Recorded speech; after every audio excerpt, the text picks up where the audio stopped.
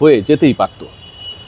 যেই ম্যাচটা তাদের কনভিনসিংলি উইন হবার কথা ছিল, কারণ গ্রুপ পর্বের সব ম্যাচে আর্জেন্টিনা কনভিনসিং ফুটবল খেলেছে, লিওনেল মেসি অসাধারণ করেছেন এবং সবশেষ ম্যাচে তিনি সাবস্টিটিউট হিসেবে নামার আগে অন্য ফুটবলাররা গোল পেয়েছেন।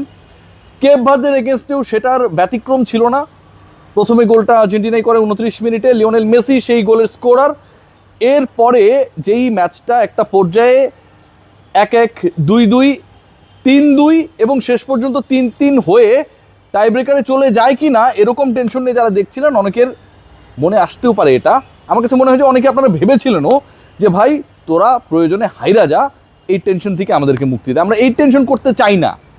সৌদি আরবিয়ার বিপক্ষে হারার পরে গত বিশ্বকাপে আর্জেন্টিনা প্রত্যেকটা ম্যাচই নকআউট স্টেজের ম্যাচ খেলেছিল গ্রুপ পর্ব থেকে, আর এবার নকআউট স্টেজে গিয়ে যেই ম্যাচ খেললো ইনফ্যাক্ট সেটা যেন আসলে একটা ফাইনাল খেলে ফেলেছে। যাই হোক, হার্ড অ্যাটাকিং এই ম্যাচে আর্জেন্টিনার জয়।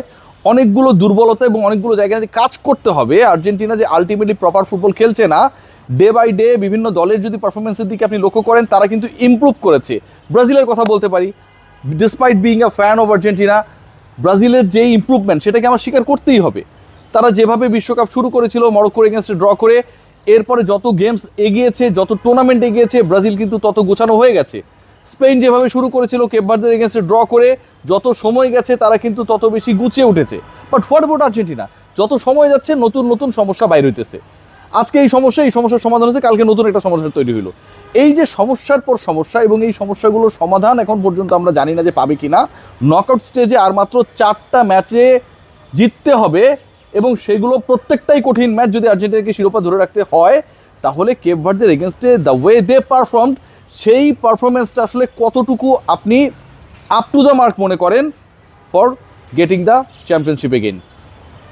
এই ম্যাচে কেপ ভার্দে পরাজিত হয়েছে, হেরে গেছে।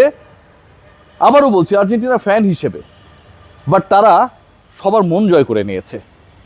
খেয়াল করে দেখুন যে একটা ম্যাচকে কেন্দ্র করে ওয়ার্ল্ড ওয়াইড টেলিকাস্টিং হাইপটা কোন লেভেলে ছিল। এশিয়ায় তো একটা বিশাল জনসংখ্যা জনগোষ্ঠী রয়েছে যারা ফুটবলের ফ্যান, যদিও নকআউট স্টেজে মানে রাউন্ড অফ 16 এশিয়ার কোনো টিম নাই। এই এশিয়ায় যেই সময়টায় খেলার মানে টাইম লাইনটা দেয়া, যেহেতু ইউএসের সাথে ক্ল্যাশ করে, সেটা অনেকটা একটা অকওয়ার্ড টাইম, রাইট? এশিয়ার এখানে একটা বিশাল কন্ট্রিবিউশন রয়েছে। এশিয়ার মানুষজন খেলা দেখছে, অকওয়ার্ড টাইমে দেখছে। এখন পর্যন্ত এবারের ফিফা ওয়ার্ল্ড কাপে হাইয়েস্ট ভিউড ম্যাচ হচ্ছে আর্জেন্টিনা ভার্সেস কেপ ভার্দে। মানে একটা ম্যাচকে কেন্দ্র করে মানুষের আগ্রহের জায়গাটা কতটা হাই ছিল, এবং সেই মানুষগুলোকে যারা এই কেপ ভার্দে মানে 67তম দলের সাথে 1 নম্বর দলের যে ব্যাটেলটা হয়েছে, সেই ম্যাচটা দেখার পরে কেউ আফসোস করে নাই আর্জেন্টাইন ফ্যানরা ছাড়া, কারণ আর্জেন্টিনা তাদেরকে হতাশ করেছে। কেউ আফসোস করে নাই যে আসলে আমরা কেন একটা খারাপ ম্যাচ দেখেছি, আমরা এমন একটা ম্যাচ দেখে আমাদের সময়টা নষ্ট করেছি, এমন একটা ম্যাচ দেখে আমরা আমার ঘুমকে নষ্ট করেছি, যেই ম্যাচে আর্জেন্টিনার অপোনেন্ট কেপ ভার্দে তারা আলটিমেটলি প্রপার বা স্মার্ট ফুটবল ডিসপ্লে করতে পারে নাই। এটা ভাবার কোনো সুযোগ নেই। 1 গোলে যখন আর্জেন্টিনা এগিয়ে, সেই গোলটা লিওনেল মেসি করলেন। মনে করা হচ্ছিল যে হাফ টাইমের আগে আরও গোল করে ফেলবে লিওনেল মেসির দল, কিন্তু এন্ড অফ দ্য ডে কী হলো? এন্ড অফ দ্য ডে যে ঘটনাটা ঘটেছে, সেখানটায় আমরা কি দেখলাম? কেপ ভার্দে সমতায় চলে আসলো আফটার দ্য ব্রেক।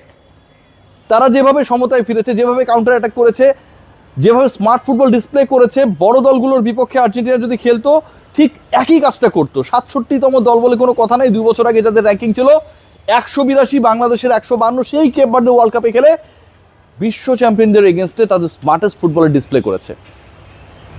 যখন কেপ ভার্দে 2-1 পিছিয়ে পড়লো এবং সেকেন্ড গোলটা যখন আমরা দেখলাম যে আর্জেন্টিনা করলো, সেই গোলের পরে আবার তারা ব্যাক করলো। Sidney Lopes, the way he scored, the way he hit the ball, দ্বিতীয় গোল শোধ দিয়ে দেবে কেপ ভার্দে কেউ ভাবে নাই। দ্বিতীয় গোল শোধ দেওয়ার ক্ষেত্রে সিডনি লোপেজ এভাবে অবিস্মরণীয়, এবারের ওয়ার্ল্ড কাপে সোফার দ্য বেস্ট গোল করে ফেলবে, সেটা কেউ ভাবে নাই। দ্বিতীয় গোল করা সিডনি লোপেজ যখন ফ্রি কিক পেল কেপ ভার্দে, আরও একবার আর্জেন্টিনার গোলবার কাঁপিয়ে দেবে, কোনো মতে স্লাইড করে সেই গোলটা বাঁচানোর চেষ্টা করবেন এমি মার্টিনেজ, সেটাও কেউ ভাবে নাই। এটাই ছিল কেপ ভার্দে। স্পেনের বিপক্ষে তারা শুরু করেছিল তাদের রূপকথার অভিযান, এবং সেই অভিযানটা শেষ হলো বিশ্ব চ্যাম্পিয়ন আর্জেন্টিনার বিপক্ষে। স্পেন আর্জেন্টিনার আগে বিশ্ব চ্যাম্পিয়ন হয়েছিল, ঠিক কেপ ভার্দের মিশনটাও যেন ঠিক সেই ব্যাপারটা মাথায় রেখে শুরু হয়েছিল। খেয়াল করে দেখবেন সেই ম্যাচে পজিনিয়া, যাকে নিয়ে আলোচনা, আর্জেন্টিনা ভার্সেস কেপ ভার্দে ছাপিয়ে মেসি ভার্সেস ভর্জিনিয়ার যে আলোচনাটা হয়েছে, সেই আলোচনাটা যেন প্রমাণ করার জন্য নিজেকে যেন লিওনেল মেসির সাথে কম্পেয়ার করা হচ্ছে, সেই জায়গায় অসম্মানিত বোধ না করে তার দেশ, তার জাতি, তার ফ্যানরা যেই কম্পেয়ারটা করছে সেটা যেন সঠিক প্রমাণিত হয়, সেই চেষ্টা, সেই মন্ত্র, সেই প্রতিজ্ঞা নিয়ে মাঠে নেমেছিলেন ভর্জিনিয়া। স্পেনের বিপক্ষে 7 বার সেভ করেছিলেন, আর্জেন্টিনার বিপক্ষে সেই রেকর্ডটাকে আরো বাড়িয়ে দিলেন 8 বার। খেয়াল করে দেখবেন যে তার যেই প্রচেষ্টা, যেভাবে তিনি 1-1-এ লিওনেল মেসিকে ব্যর্থ করেছেন, লিওনেল মেসির ফ্রি কিক আটকেছেন, 1-1-এ কিছু সময় এমন কিছু চান্সেস ক্রিয়েট হয়েছিল যেই জটলাগুলো থেকে তিনি বল ক্লিয়ার করেছেন, কখনো ডিপেন্ড করেন নাই অনেকটা যেটা এমি মার্টিনেজকে করতে হয়েছিল, যে তার আসলে ডিফেন্সিভ লাইন আপের অন্য ফুটবলারদের পারফরমেন্সটা কি তাদের উপরে। এটাকে কিভাবে ব্যাখ্যা করা যায়? এই মুহূর্তে এই পৃথিবীর সবচেয়ে বেশি ফলোয়ার সমৃদ্ধ গোলকিপার ভর্জিনিয়া, অথচ আসর শুরুর আগে তাকে কেউ চিনত না। আসর শুরুর আগে যেই মানুষটা টুইটেড হতেন যে 40 বছর বয়সের বুড়ো, সেই তিনি আর মেসি যখন মুখোমুখি হলেন, তারা দুজন মিলে একটা অসাধারণ রেকর্ড করলেন। পৃথিবীর ইতিহাসে গোলদাতা এবং গোলকিপার, যেহেতু লিওনেল মেসি প্রথম গোলটা করেছিল, দুজনের বয়স যোগ করলে দাঁড়ায় 79। গোলদাতা এবং গোলকিপারের এই যে যুগলবন্দি, যদিও গোলটা রিসিভ করেছিলেন ভর্জিনিয়া, কিন্তু মেসির সাথে এই যে যুগলবন্দি, এই যে রেকর্ডে নাম উঠানো, 40 আর 39-এর খেলায় কখনো গোল খেয়েছেন, কখনো গোল আটকেছেন, এই যে হিসাব নিকাশ, সেটাকে আসলে কি বলতে হয়, রূপকথা। সিন্ড্রেলার নতুন রূপকথা লিখে শেষ করেছে এবারের বিশ্বকাপ অভিযান আমার কাছে মনে হয় Cape Verde. But the way they played, the way they executed, the way they take the exam of the Argentine defense lineup and their attacking lineup, অবিশ্বাস্য ছিল। তারা যে এবারের বিশ্বকাপে অপরাজিত থেকে গ্রুপ পর্ব টপকে পরের রাউন্ডে যায় নাই, উরুগুয়েকে আটকে দেয়া, সৌদি আরবকে আটকে দেয়া, স্পেনের বিপক্ষে ড্র করা, কোনোটাই যে ফ্লুক ছিল না।